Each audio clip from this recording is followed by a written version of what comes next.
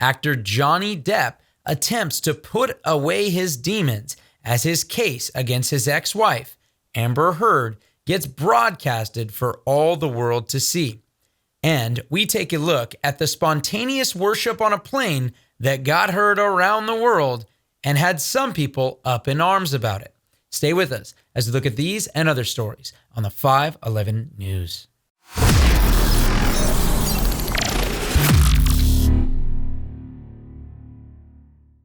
Welcome back to the 511 News. I'm your host, Chad Davidson of Good Fight Ministries.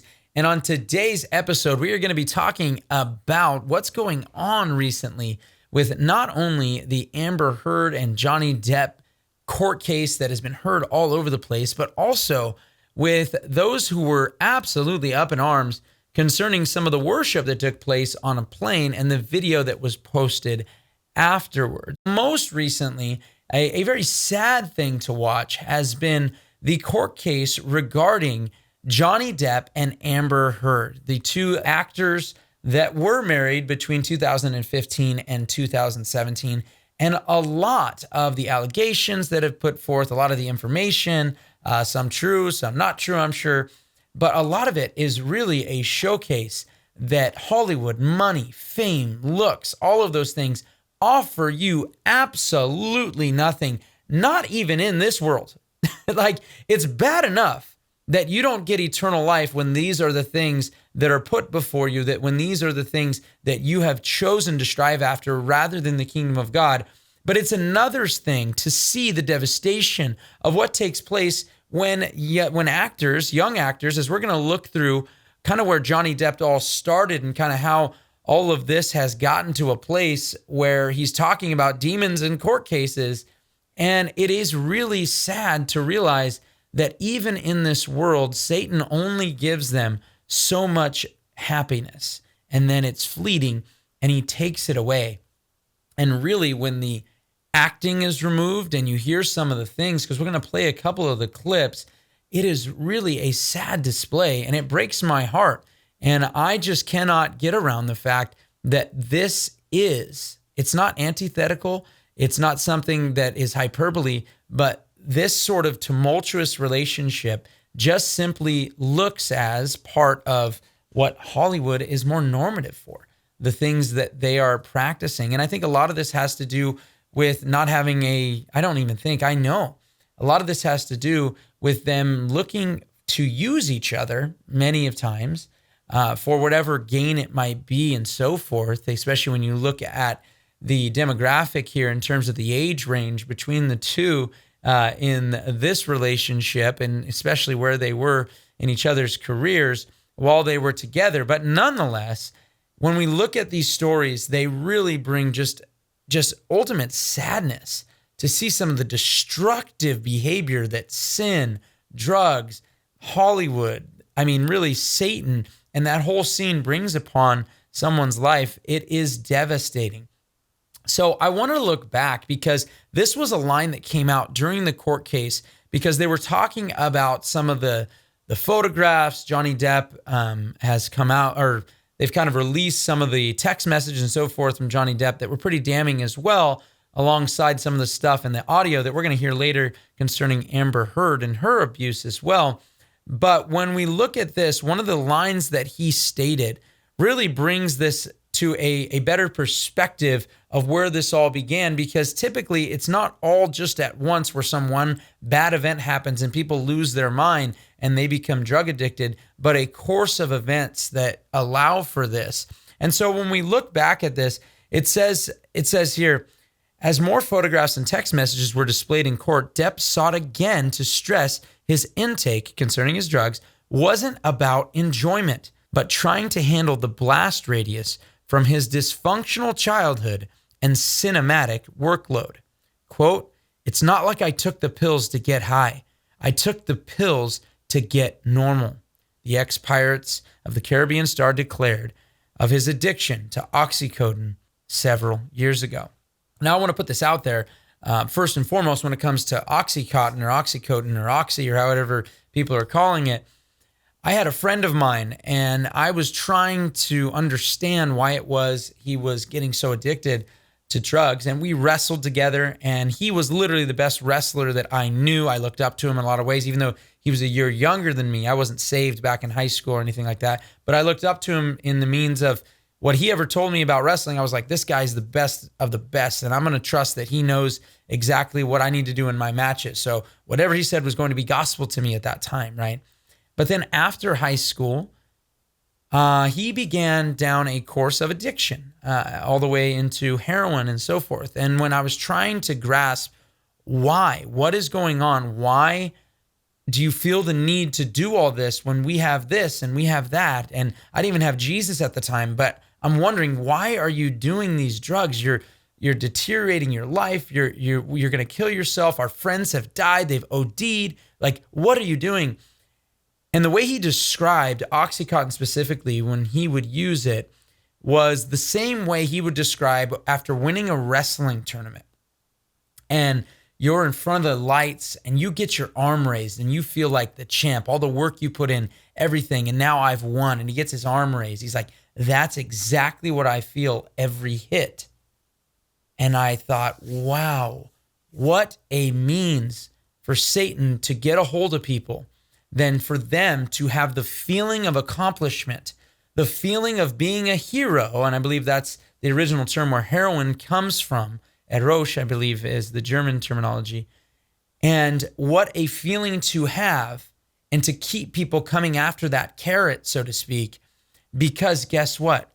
You're not a hero. Every time you come off that drug, you're remembering that now you're throwing your life away. But when you take that hit, you don't remember that anymore. And you keep feeling like everything's okay. And all you got to do is just keep getting to the next hit, to the next hit, to the next hit.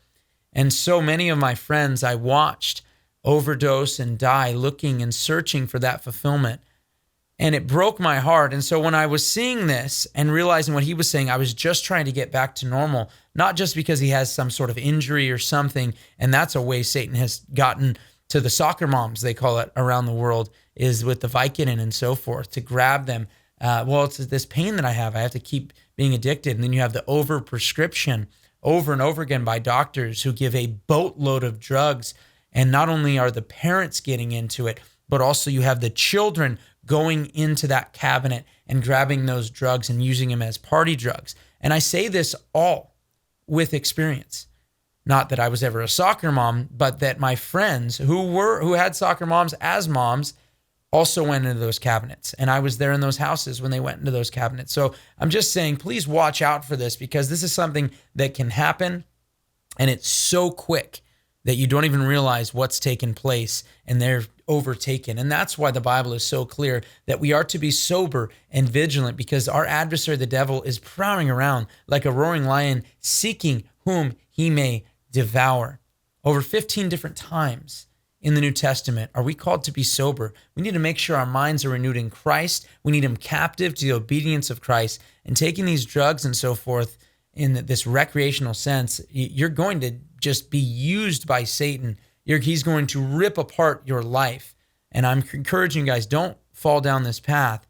But one of the things that he's talking about there is just getting back to a place of normalcy, that he's not normal unless he's on these drugs. And when we look back at what he called a dysfunctional childhood, we see that as an actor, he had his first major role in none other than Nightmare on Elm Street. Oh, I wasn't listening to the tube, Ma, just watching. And then after that, a number of different films from Crybaby and so forth that he was involved in. And from those winnings, he actually bought what was known as the club, the Viper Club, down there in Hollywood.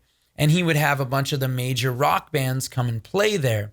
But one of the other major actors at that time was none other than River Phoenix. Yes, the brother of the now infamous Joaquin Phoenix from movies such as The Joker and others, where he has been critically acclaimed all over. Granted, I do believe that is a demon-possessed man, if you've ever seen one acting in film.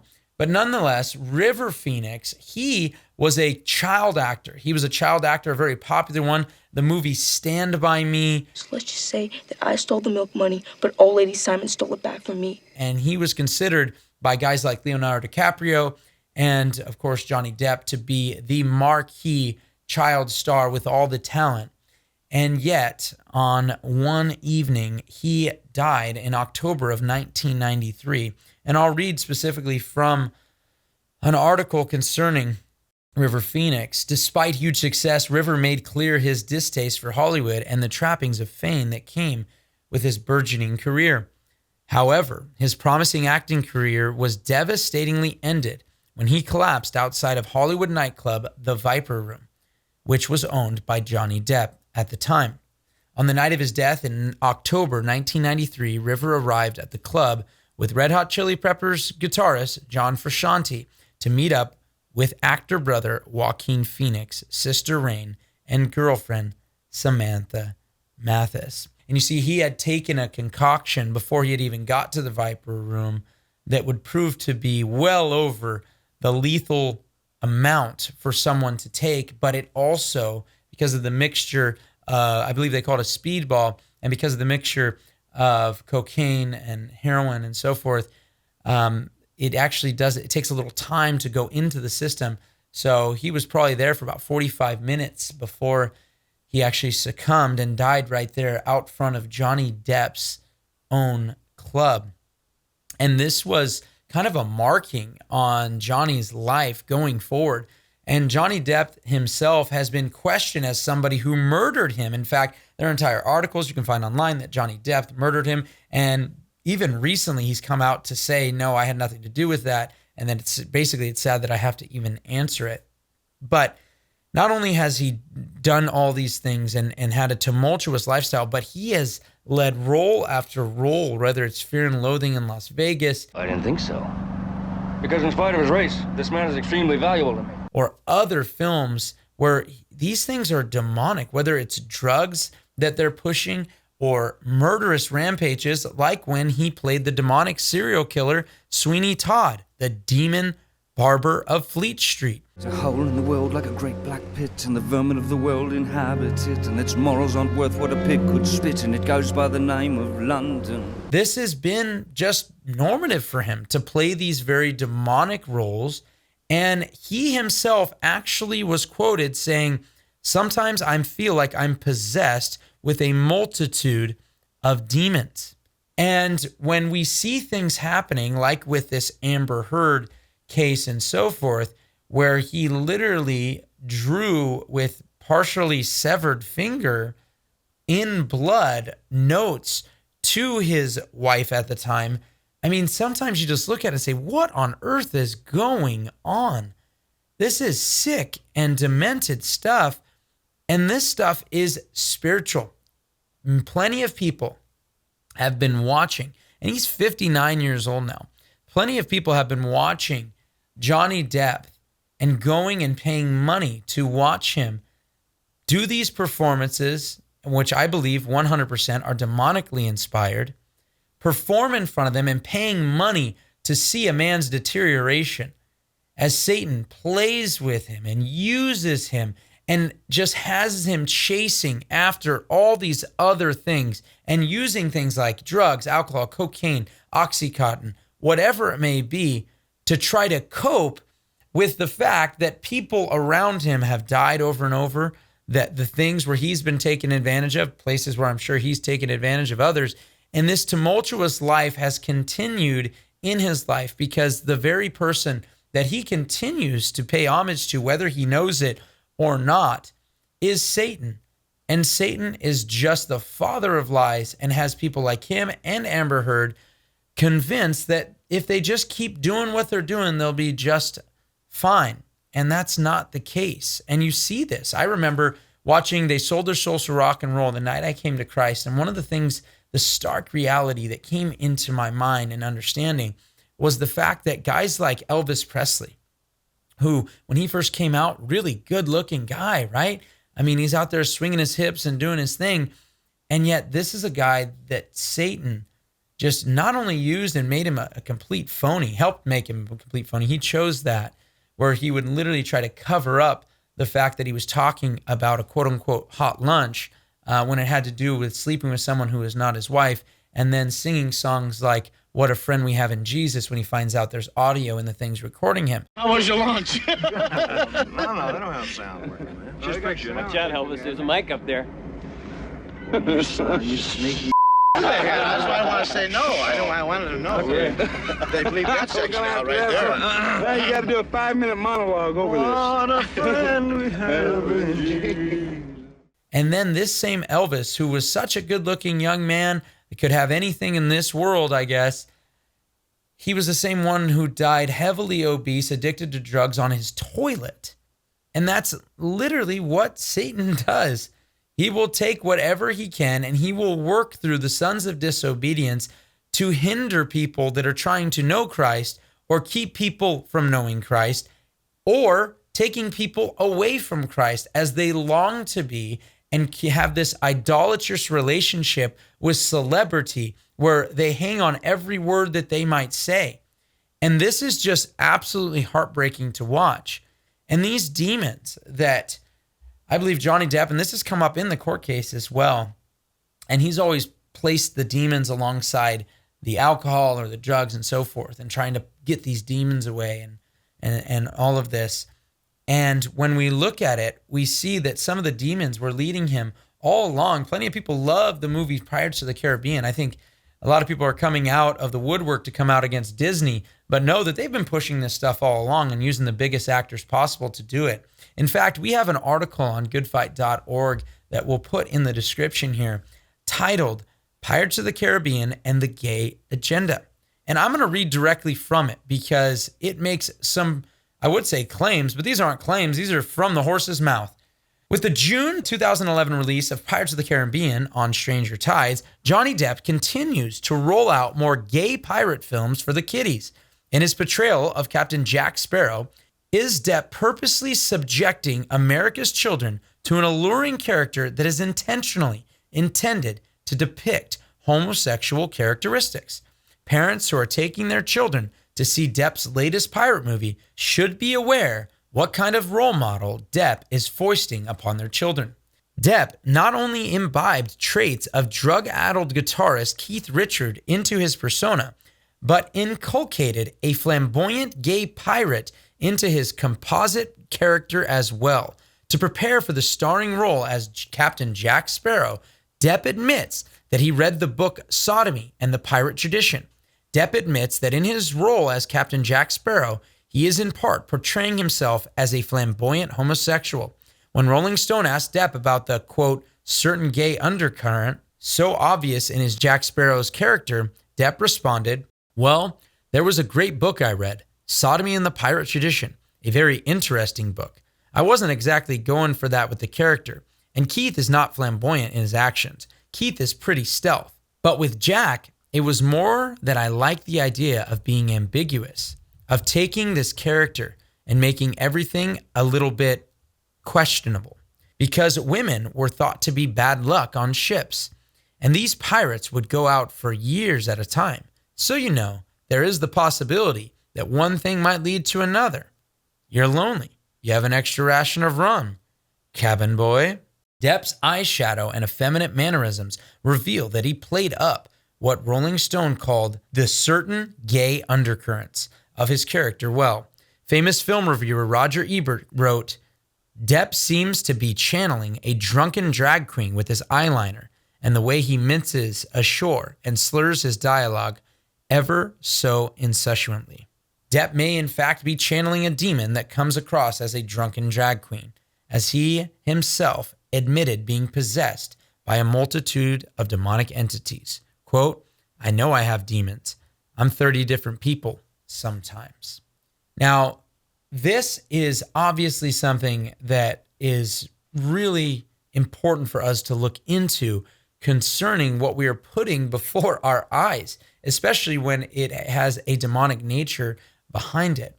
And sadly enough, you're going to see in this clip when he was actually out to be on the red carpet showing off his Alice in Wonderland 2 movie in 2016, the true sadness behind where this will lead you. Millions of people around the globe, do you have a message for your fans right now, Mr. Depp? I'm scared to death. I'm frightened and I don't know what to do. I'm confused and I want to go home. And when you see that, don't you just see a broken man? This is in the middle of his marriage with Amber Heard. And I know we don't have a lot of time left, but I want to play this clip real quick so you can hear some of the violence that was going on from Heard and the belittling on her behalf, as well as so many people thought she was such a strong candidate for the Me Too movement, where she was writing op-eds concerning, well, she didn't name him by name, but concerning Depp, about her being abused. But here you can see just a little bit into some of the abuse she was handing out as well. I said to Travis, I said to you, hey, tell Travis what just happened. You told me to do it.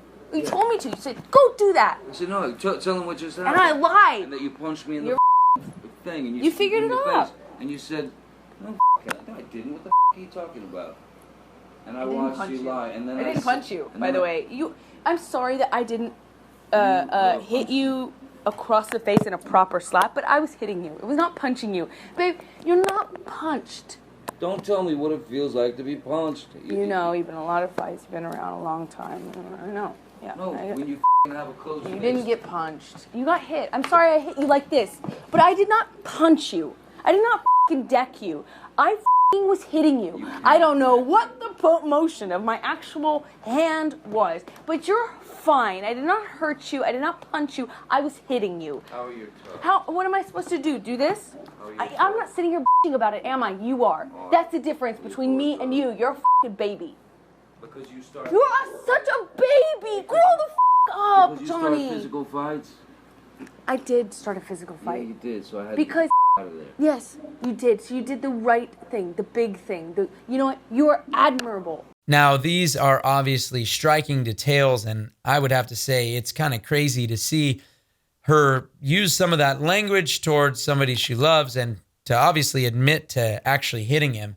And it seems as though these two were really a match made in hell, because their abusive tactics, some of the things he called behind her back as well, I don't know if he ever actually struck her, which she certainly implied in her op-ed before. But nonetheless, these things are really heartbreaking. And I want to encourage you, for those who are thinking about having a spouse, make sure they love Jesus. Make sure that they love Jesus more than they love you. I say that in a very, very happy, loving, wonderful marriage that I am in with my beautiful wife, Holly. And I could not imagine having someone that would do the things and say the things that these two have said to each other or about one another. And it's heartbreaking. And I think we really need to make sure that we are the people that are going after Christ together, and find someone that you can stand with arm in arm running together towards Jesus. That's the absolute most important thing. Now, I wanted to get to this last bit right here, because when I first saw this clip of these missionaries going over to Ukraine singing,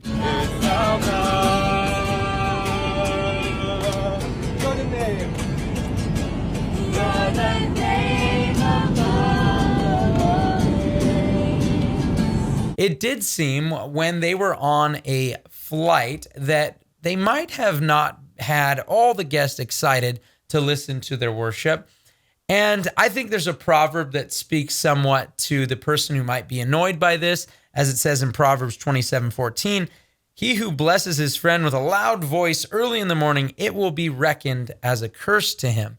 And I think that can tell us that screaming blessings early in the morning can be taken as curses, and you can have the right thing to say at the wrong time and a little too loud, but that doesn't give us a right not to share the gospel. And to be honest with you, I probably wouldn't be somebody who randomly pulled out a guitar and started singing, but I think a lot of the details weren't known, and a lot of people really went a little crazy. And I don't know much about these guys. I looked into the Instagram page for the leader of this group that was doing some missionary work, it seems, out in Ukraine. And they do look a little word of faithy. I haven't, like I said, gone into depth, but I wanted to know a little bit. And whenever I see those in what claim to be in the Christian realm that seem to just be provocateurs, against really anything at all that they can be, and that they simply just complain whenever they can complain. And I think Kyle J. Howard is one of the greatest examples of this, no matter what the cause. I think his Twitter feed is a cesspool of nonsense and that's probably the nicest thing I could say about it with most of the things that he writes. But this is what he said concerning their playing. He said, "Love isn't arrogant or rude. It does not insist on its own way. These people aren't loving their neighbor. They aren't even genuinely loving Jesus in this moment. I submit to you that this is self-worship. They are worshiping their piety. They're insisting that others worship it too." Of course, people like Ilhan Omar complained about it as well, and so forth as a Muslim. But it does seem we should always do a little better job of getting background concerning what's going on before we spout off nonsense like this and just assume that someone was doing self-worship when they were worshiping on a plane, not knowing whether or not the flight was chartered, who was on it or anything, and just making a lot of conclusions. But this is what was written by the leader of the group. Quote, "We were on a flight with our team coming back from helping the Ukrainian refugees at the Ukrainian border. Over the last month, we have been given humanitarian aid, food, and praying with the beautiful people of Ukraine. We were filled with thanksgiving of what God did in our time there. Our heart was to bring joy and hope as there is so much pain with what's going on in this world. We went up to the air host and shared with her what we were doing in Ukraine and asked if it's okay if we sing one song to bring hope and joy to this flight. There were many Ukrainians on this flight. She was happy and said that would be great. She then asked the pilot. The pilot and all their air hosts were 100% in agreement. If they said no, we wouldn't have honored that. They even made an announcement to all passengers letting them know who we are and what we did in Ukraine, and introduced us and allowed us to get the guitar out. People then clapped and welcomed us. We then got up and sang the song, How Great Is Our God. We were up for 3 or 4 minutes. People were filming and smiling. People were truly touched by what we were singing. Once we were done, everyone clapped and thanked us, and we sat back down. The air host came over and thanked us, and we received many thank yous as people got off the plane. We're so thankful for the full permission we received to bring joy to this flight with a song." Well, that will get you dunked on, Mr. Howard, if you just paid attention to what was actually going on. But nonetheless, I would say that this is a case where it seemed like they did their due diligence and then asked, and then were able to play a song, right? And it is so sad to see the uproar police come out and try to get people mad so they can get some Twitter likes and some retweets. And honestly, it's an embarrassment. Like I said, don't know much about the group. The little faint amount that I looked into the Instagram page didn't make me seem to want to follow them. But nonetheless, it seems the precautions that they took before doing this all seem to be pretty loving when all things considered. And I just want to encourage you guys, looking at all of this, seeing so clearly, not only this, extravaganza on the airplane with the music, but also all of the sadness when it comes to Amber Heard and Johnny Depp, and really the display of grossness. I didn't even get into the fact that when they got in a fight, she used the bathroom on top of their bed in anger. But that really is the abominable bush that is walking in this life without Jesus. Whether you know it or not, this is the stinky, ugly sin that is in this world. And I'm sure if all of our sin, mine included, was displayed for everyone to see, we would all be embarrassed. But the fact is that when it comes to Jesus Christ, he says tetelestai, paid in full. It is finished when you come to him. And he begins, when you repent, when you have a heart change that leads to a change of your action, he begins a process of sanctification, having justified you by his blood, that then makes you more and more like Jesus himself. So that's what we want in this life, so that we can see him after. Because without sanctification, no one will see the Lord. Let's grow in Jesus. Let's cling to him. Let's follow him. And let's love our neighbor and share the truth with them. God bless you. This has been Chad Davidson. This is the 511 News. God bless you guys.